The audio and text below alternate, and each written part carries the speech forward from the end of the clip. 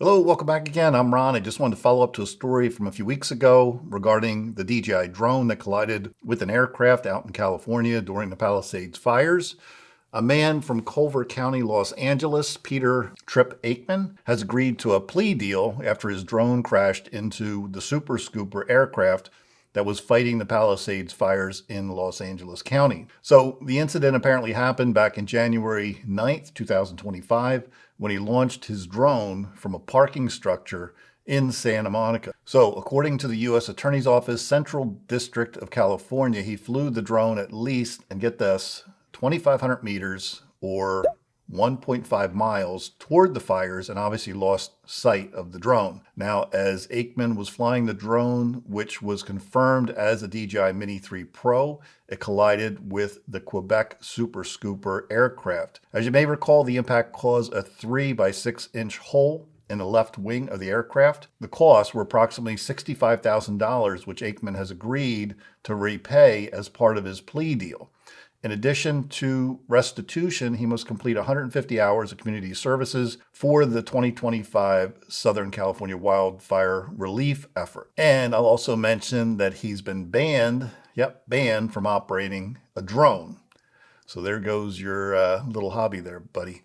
I had to chuckle at this a bit because the part that the U.S. Attorney's Office clearly wanted to make a point by spelling out in a plea deal that he can't fly drones again.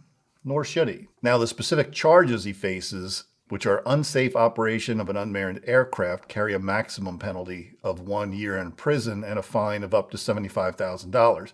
But again, because Aikman reached a plea agreement, he'll avoid prison, but will pay full restitution for the damages to the plane, and again, do 150 hours of community services in wildfire relief, according to the U.S. Attorney's Office. Now, if you recall, the FBI launched a public tip line asking for any information, photos, or videos that could help them identify the drone operator. Now, authorities eventually traced the drone back to Aikman, though the exact method they used to identify him remains unspecified. However, if I had to guess, given the capabilities of modern law enforcement, it's likely that they used a combination of digital forensics, eyewitness accounts, possibly even flight logs from the drone itself, if they could retrieve those. And I kind of personally think it was probably easier than that. They just had to get the serial number off the drone, contact DJI, and they could probably easily identify the purchaser of that drone. Now, when news of the collision first surfaced, I recall a lot of videos out there speculating and many people doubting that a drone could actually cause a hole in the wing of the aircraft. However, this case just proves that even a relatively small drone can cause some serious harm to an aircraft. Now, on a personal note, my wife's nephew, who's just 16, has been flying planes as a student pilot